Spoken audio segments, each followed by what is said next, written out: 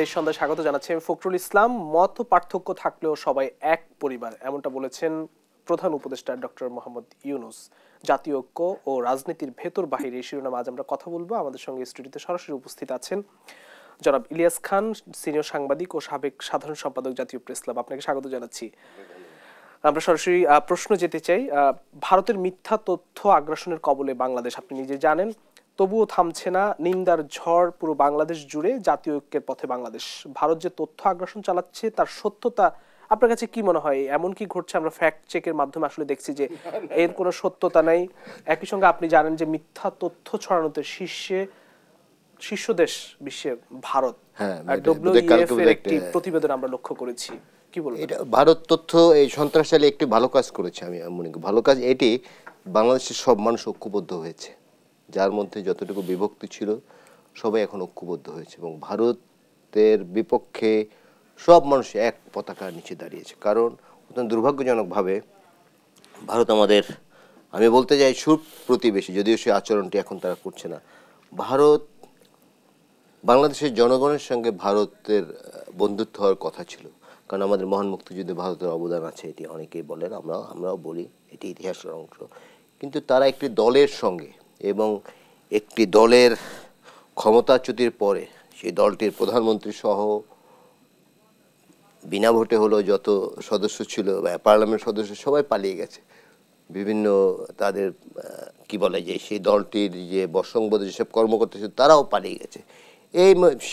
সেই যে পালিয়ে যাওয়া প্রধানমন্ত্রী, তিনি ভারতের অবস্থান করে, এবং এখন তিনি কিভাবে অবস্থান করছে আমরা জানি না, সেটি ভারত ক্লিয়ার করেনি। এখন বাংলাদেশের বিরুদ্ধে বিষোদ্গার করছেন, বাংলাদেশ নানা ষড়যন্ত্রের জাল বিস্তার করছেন। সুতরাং এই প্রেক্ষিতে বাংলাদেশের মানুষ আজ ঐক্যবদ্ধ হয়েছে। আপনারা জানেন যে প্রধান উপদেষ্টা দেখা করে তাদের ঐক্যের কথা বলেছে। এমনি টুকটাক আদর্শগত মতপার্থক্য থাকলেও, গণতন্ত্রের প্রশ্নে মতপার্থক্য থাকলেও সবাই কিন্তু এক পতাকা তলে, শুধু আওয়ামী লীগ ছাড়া সবাই ঐক্যবদ্ধ হয়েছে। এটি বাংলাদেশের জন্য খুব প্রয়োজন ছিল এবং সেটি তারা হয়েছে। কারণ জানে যে বাংলাদেশের মানুষ খুব ভালোভাবেই জানে গত 15.5 বছর যে দুর্নীতি শাসন চলেছে, সেই শাসনটি চলে যাওয়ার পরে বা তার ক্ষমতাচ্যুত হয়ে যাওয়ার পরে, এবং তারা কিন্তু একটা ইতিহাসও সৃষ্টি করেছে। এই আপনার স্টুডিওতে আগেও বলেছি যে বাংলাদেশে, বিশেষ করে এই ভূখণ্ডে, নানা আন্দোলন সংগ্রাম গণতন্ত্রের জন্য আমাদের কি বলে আমাদের সময়কালেও কিন্তু আমরা স্বৈরাচারের সাথে পতন দেখেছি, কিন্তু কেউ কিন্তু পালিয়ে যায়নি। সেখানে 800 বছরের লক্ষণ সেন, নিশ্চয়ই আপনি বই পড়েছেন এবং অনুষ্ঠান যা দেখেছেন, আমাদের পাঠ্য বই কিন্তু এটি ছিল। ইখতিয়ারউদ্দিন মোহাম্মদ বখতিয়ার যখন আসেন তখন কিন্তু লক্ষণ সেন পিছনের দরজা দিয়ে পালিয়ে যান এবং এবার গিয়েছেন শেখ হাসিনা এবং বাংলাদেশের পুরো দেশটাকে একটা মানবিক বাংলাদেশের স্বপ্ন আমাদের পুরুষে দেখে দেশটাকে স্বাধীন করেছিল। সেই মানবিক বাংলাদেশে অমানবিকতার যত দৃষ্টান্ত আছে তিনি সব স্থাপন করেছেন। তিনি মানুষ গুম করেছেন, অনেক মানুষ হত্যা করেছেন এবং সর্বশেষ তারপর আয়নাঘর বানিয়েছেন, তারপরে মানুষ খুন করেছেন। সর্বশেষ মাত্র 1 মাস 5 দিনের ব্যবধানে প্রায় 2000 মানুষ হত্যা করেছেন এবং অনেক মানুষ আহত হয়েছে, প্রায় 30,000 লোক আহত। ভারতের তথ্য আগ্রাসনের কারণ কি? যে মিথ্যা তথ্য ছড়ানো, বাংলাদেশে হামলা হচ্ছে, বাংলাদেশে এই হচ্ছে, এগুলো কেন বলছে ভারত? এগুলো হঠাৎ করে কেন? ওই লক্ষ্য 5 আগস্টের পরে না, ওই লক্ষ্য একটি, হাসিনা ক্ষমতাচ্যুত হয়েছে, সেটি তারা কোনোভাবে মেনে নিতে পারছে না, কোনোভাবেই মানতে পারছে না। সেই জন্য আজকে রাষ্ট্রের সঙ্গে সম্পর্ক না রাখে সেই ব্যক্তির জন্য তারা বাংলাদেশের বিরুদ্ধে নানা অপপ্রচার, শুধু ভারতে না সারা বিশ্বব্যাপী তারা অপপ্রচার চালাচ্ছে। বাট বিশ্বব্যাপী কিন্তু জানে, এবং আপনি আমি বা যারা সচেতন মানুষ সবাই কিন্তু দেখছি বাংলাদেশের সাম্প্রদায়িক সহিংসতা বা সাম্প্রদায়িকের বিরুদ্ধে ন্যূনতম কোনো অবস্থান নাই। বাট ভারতের চিত্র আপনি দেখুন, সেখানে মুসলমানরা ফ্রিজে গরু মাংস রেখেছে, অভিযোগে মুসলমানদের হত্যা করা হয়, এরকম আরও ঘটনা তো আছে। কিন্তু বাংলাদেশ কিন্তু এই চিত্র নেই। বাংলাদেশ দীর্ঘদিন ধরে একটি সাম্প্রদায়িক সম্প্রীতির দেশ, যেটা ভারতে আমরা কদাচিৎ দেখি। সবসময় এটা সাম্প্রদায়িক দৃষ্টিভঙ্গি। তার বাবরি মসজিদ ভেঙে ফেলেছে, বাবরি মসজিদ ভেঙে মন্দির তুলেছে। এটি যদি বাংলাদেশে এরকম কোনো ঘটনা ঘটতো তো ভারতের হিন্দুরা যে কী করতো আমরা জানি, বাট বাংলাদেশে কিন্তু আহামরি কিছু হয়নি। এই যে বাংলাদেশের বিরুদ্ধে ভারত যে সাম্প্রদায়িকতার বিষ বাষ্প ছড়ানোর চেষ্টা চালায় কিংবা যে তথ্য আগ্রাসন করছে, আসলে কি বাংলাদেশে এই ধরনের সাম্প্রদায়িকতা আপনি দেখেন? সেটি তো আমি বললাম, আপনি আমি বা কেউই দেখে না। কোনো হিন্দু নির্যাতিত হয়েছে আমরা কিন্তু স্মরণকালেও শুনিনি।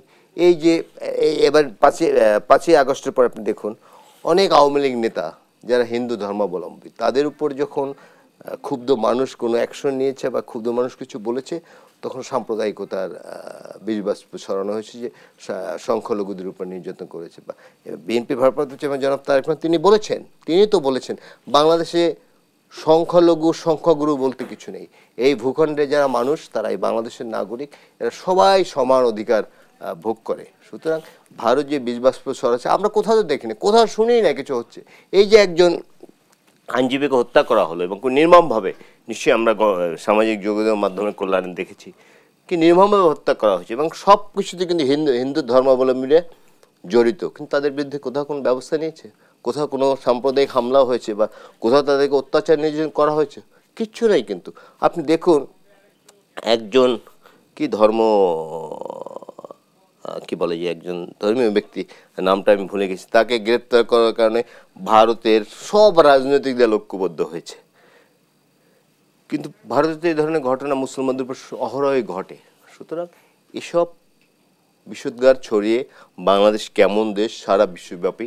শুধু তাই না, ভারতের এই তথ্য আগ্রাসনের বিরুদ্ধে কিন্তু আমাদের বাংলাদেশের যারা সনাতন ধর্মাবলম্বী রয়েছেন তারাও কিন্তু নিন্দা জানাচ্ছেন, মিছিল করেছেন, বিক্ষুব্ধ হয়েছেন। হ্যাঁ, এর হওয়া তো স্বাভাবিক, কারণ যারা এখানে সংখ্যালঘু সম্প্রদায় বা হিন্দু ধর্মাবলম্বী বা ছোট নৃগোষ্ঠী যারা আছেন তারা তো দেখছে বাংলাদেশের অবস্থাটা কি।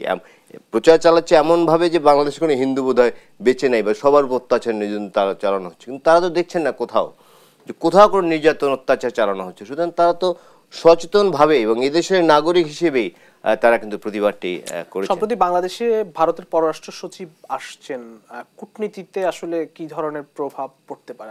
এটি খুব ভালো দিকে এটি বলতে চাই, কারণ সুসম্পর্ক গড়ে ওঠা প্রয়োজন। কারণ আপনি কিছু প্রতিবেশী চেঞ্জ করতে পারবেন না। ভারত আমাদের বৃহত্তম প্রতিবেশী, বাংলাদেশের 3 দিকে তারা ঘিরে আছে। সুতরাং আমরা চাই ভারতের সঙ্গে কোনো বিরোধ না হোক।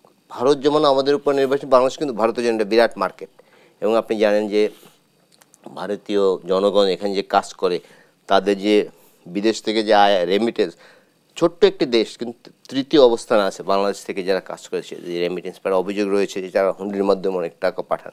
সেই প্রসঙ্গে আমি যাব না, বাট দুদেশের একটি সুসম্পর্ক থাকা উচিত। বাট আমরা এক পেশা আচরণ দেখছি কিন্তু, যেমন ধরুন আমাদের সীমান্তে আজকেও বোধহয়, আজকে না কালকে যেন একজন বাংলাদেশের নাগরিক হত্যা করা হয়েছে, বাট আমরা কিন্তু ভারতীয় নাগরিকদের কখনো হত্যা বা এই ধরনের কখনো আমরা দেখিনি। সুতরাং উইন-উইন সিচুয়েশন থাকা উচিত। আমরা সবসময় শুনি সীমান্ত হত্যা বন্ধ হবে, যেমন গত সরকার যারা স্বামী স্ত্রী বলে দাবি করেছে, কি বাংলাদেশ বোধহয় তাদের স্ত্রী ছিল, আওয়ামী লীগ দলটি কিন্তু বাংলাদেশের জনগণ সেটি মনে করে না, এবং ভারত তাদের স্বামী ছিল, এটি তার প্রকাশ্যই বলেছে স্বামী স্ত্রীর সম্পর্ক। বাট উইন-উইন সম্পর্ক থাকা উচিত। ভারতেরও বোধোদয় হওয়ার সময় আসছে আমি মনে করি।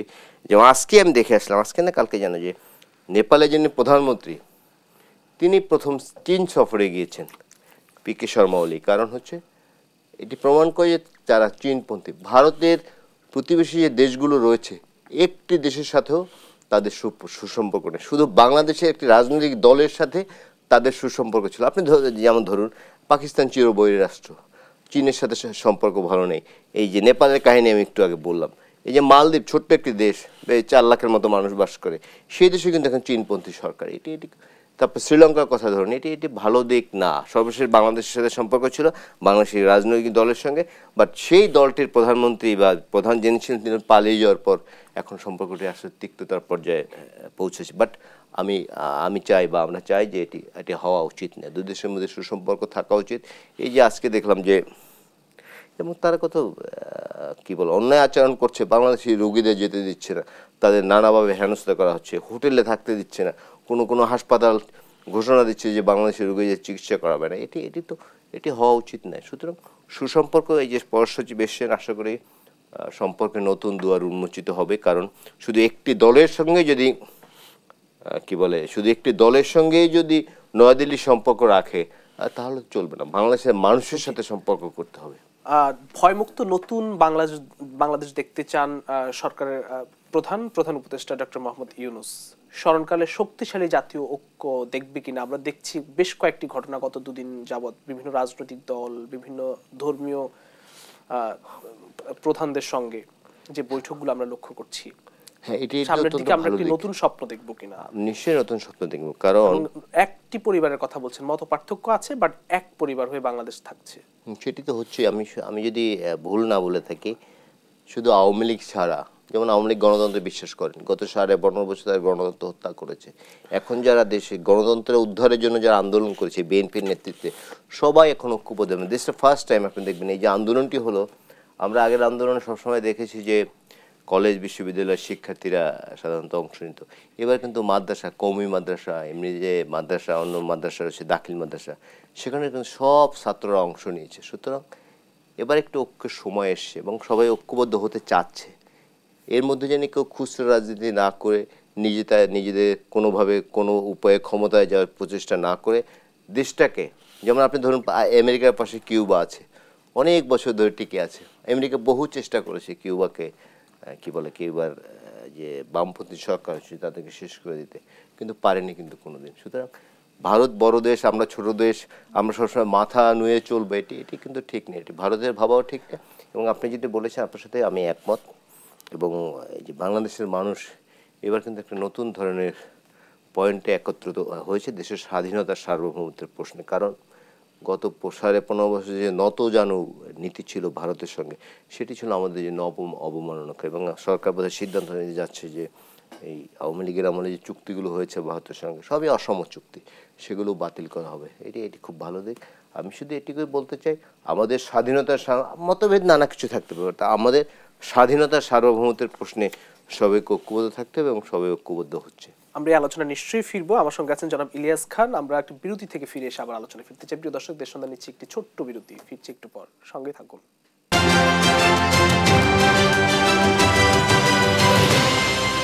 রাজনীতিতে এখনো ষড়যন্ত্র দেখেন কিনা? এই যে তথ্য আগ্রাসন, আপনি বলছেন যে একেবারে অন্ধের মতো করে একটি দলকে সমর্থন করা, ষড়যন্ত্র দেখেন কিনা?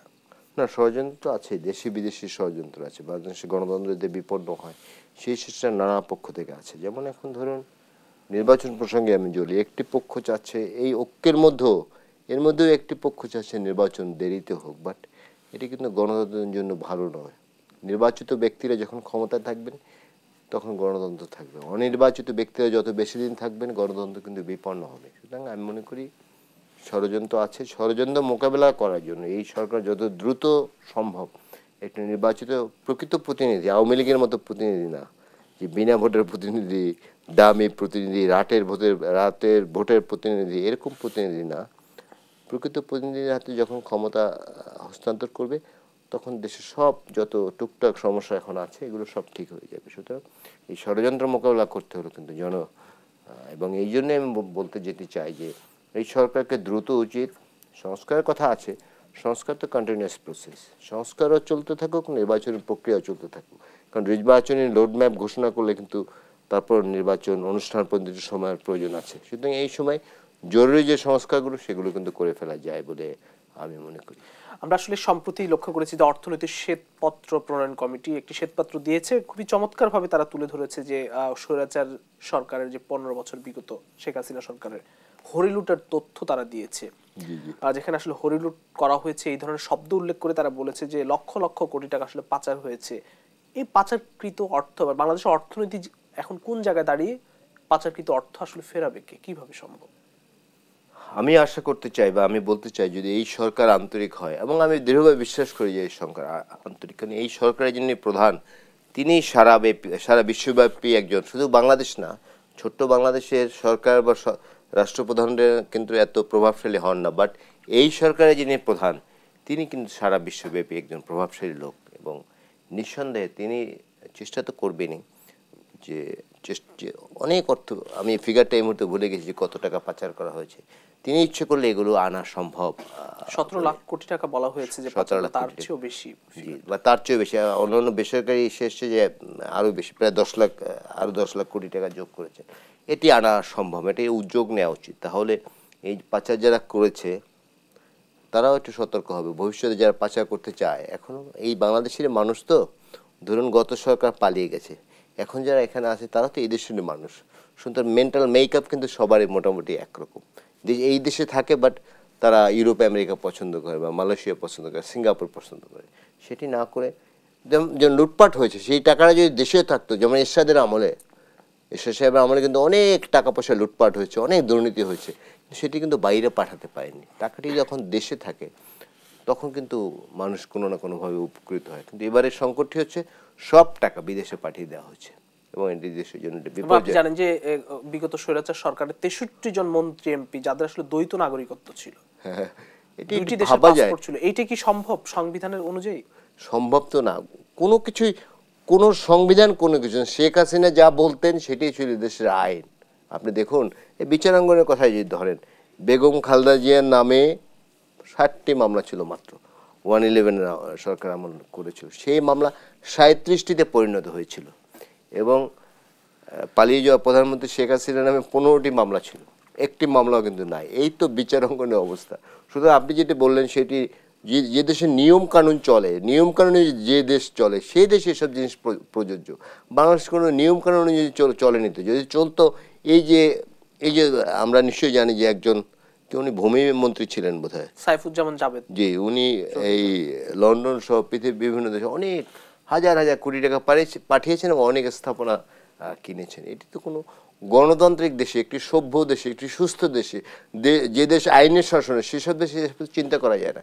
সুতরাং শেখ হাসিনা আমলে কোনো আইন কারণ কোনো কিছুই তো ছিল না, তাই না? সুতরাং তারা যা পারে তাই করেছে, বাট এগুলো থেকে সতর্ক হওয়ার সুযোগ আছে আগামীতে, যাতে এই ধরনের দ্বৈত নাগরিক বা যারা এই ধরনের টাকা পাচারের সাথে জড়িত, এমন কিছু নিয়মকানুন করতে হবে এরা যাতে কোনো নির্বাচনে কোনোভাবেই অংশ না নিতে পারে না পারে। কারণ বাংলাদেশের মানুষ দীর্ঘদিন কিন্তু গণতন্ত্র থেকে বঞ্চিত।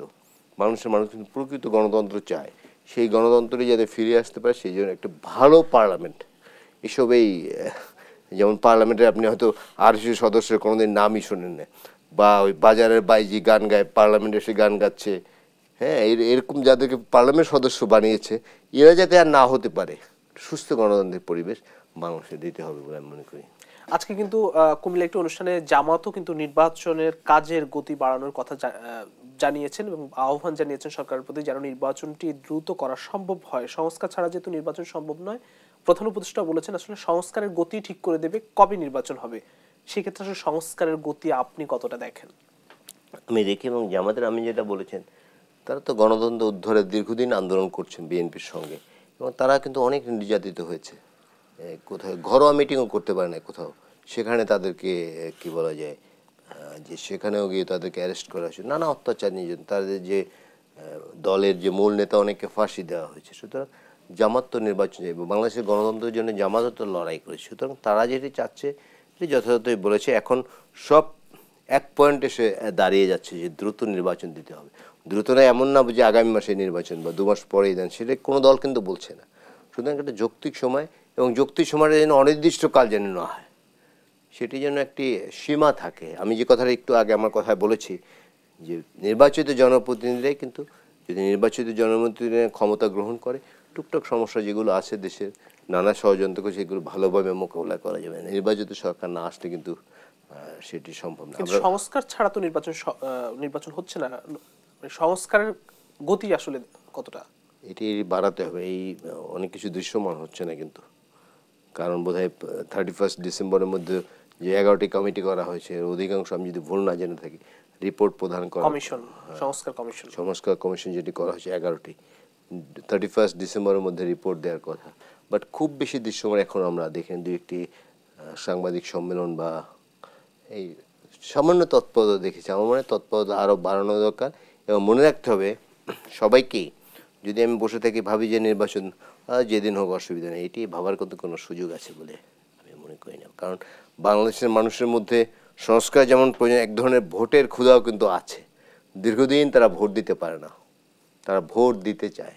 আমি আসলে এই প্রশ্নটি করতে চাই, মানে বারবারই রিপিট একটি প্রশ্ন চলে আসছে বারবারই, যে সংস্কার, কতটা সংস্কার শেষে নির্বাচন হওয়া উচিত এবং সেই নির্বাচনটি কবে হওয়া উচিত, এই প্রশ্নটি রেখে আমি উত্তরটি নিব একটি বিরতি থেকে এসে। প্রিয় দর্শক, দেশ সন্ধান নিচ্ছে একটি ছোট্ট বিরতি, ফিরছি একটু পর, সঙ্গে থাকুন।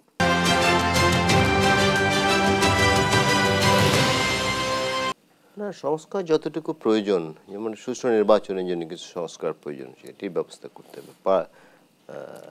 সংবিধানে কিছু সংস্কার প্রয়োজন, সংবিধানের বিভিন্ন ধারা নিয়ে কিন্তু যেমন বিএনপি 31 দফা সংস্কার প্রস্তাব দিয়েছে, পরবর্তী সব দলগুলো কিন্তু এর মধ্য থেকেই, এবং এটা কিন্তু শহীদ রাষ্ট্রপতি আগে যে 19 দফা দিয়েছিলেন তার এক্সটেনশন বলা যায়। তিনি কখন এই সংস্কারগুলোর কথা ভেবেছেন। এবং একই সঙ্গে বিএনপি ভারপ্রাপ্ত চেয়ারম্যান জনাব তারেক রহমান কিন্তু জাতীয় সরকারের কথাও বলেছেন।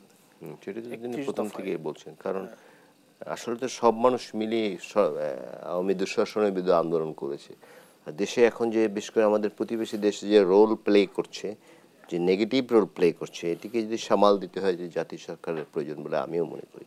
এবং আপনি যে প্রশ্নটি করেছেন যে কবে নাগাদ নির্বাচন হতে পারে, আমরা তো সবাই হওয়া উচিত বা ভাবে সপ্তমীতে কথা বলি, সবাই কিন্তু যারা আসে সবাই কোনো স্পেসিফিক ডেট পড়ে না। আমি মনে করতে যে জুনের আগে বাংলাদেশের নির্বাচন হওয়া উচিত, আগামী জুনের আগে বাংলাদেশের নির্বাচন যদি দেয় তাহলে মনে হয় সুষ্ঠু নির্বাচন। এর মধ্যে যে সংস্কারগুলো আছে, যে প্রয়োজনীয় যেগুলো আছে, সেগুলো করা খুব দুরূহ বলে আমি মনে করি না। জি, একদম ক্লিয়ার আপনার কথা। দেশের আইন শৃঙ্খলা পরিস্থিতি নিয়ে একটু প্রশ্ন রাখতে চাই, সরকার কতটা নিয়ন্ত্রণে এখন পর্যন্ত আনতে পেরেছে, রাখতে পেরেছে বা পারছে?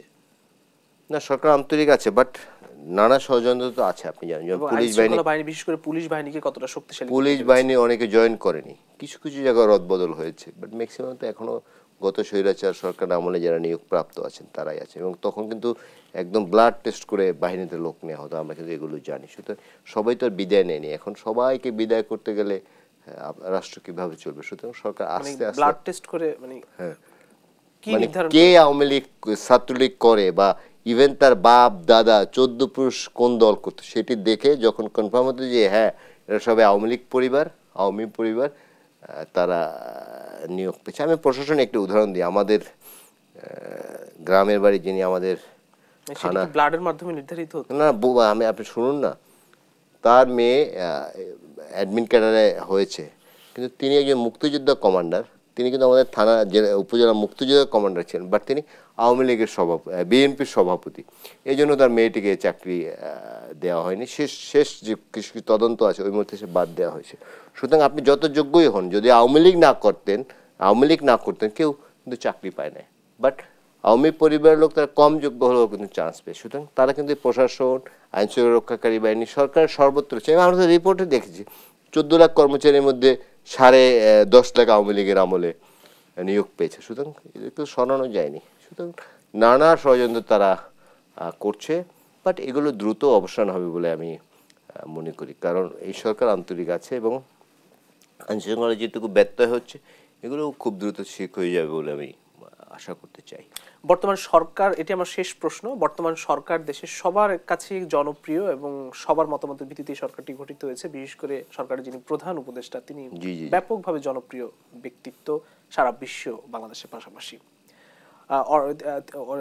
অর্থনৈতিক ক্ষেত্রে সবাই আশা করছে যে আসলে যে অর্থনীতিকে তিনি ধরে রাখবেন, একটা স্থিতিশীল জায়গায় নেবেন, কিন্তু বাজার ব্যবস্থা কি একটু নিয়ন্ত্রণের বাহিরে কিনা?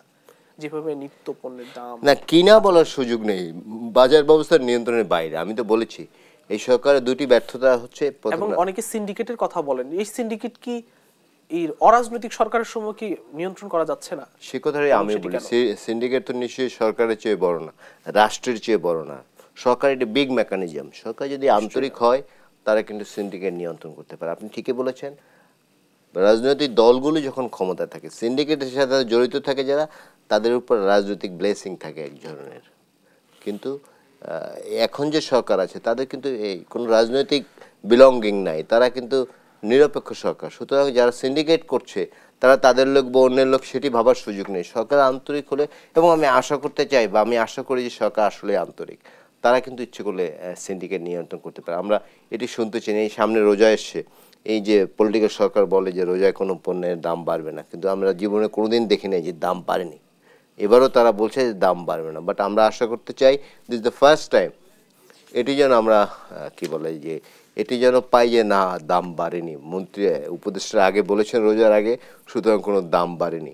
এগুলো নিয়ন্ত্রণ ইচ্ছে করলে করা। জি, আমরাও সে আশা করতে চাই যে রোজার আগেই বাজেটটা অনেকটা নিয়ন্ত্রণে আসবে সরকারের, এবং সাধারণ মানুষ স্বস্তিতে থাকবেন, এটি আমরা আশা করতে চাই। আজকে দেশনদা এখানে শেষ করতে হবে। অসংখ্য ধন্যবাদ জনাব ইলিয়াস খান। প্রিয় দর্শক, দেশনদা আজ এখানে শেষ করতে হচ্ছে। আবার দেখা হবে আগামীকাল একই সময় অন্য কোনো অতিথিদের নিয়ে। সে পর্যন্ত সবাই ভালো থাকবেন, সুস্থ থাকবেন। শুভ সন্ধ্যা।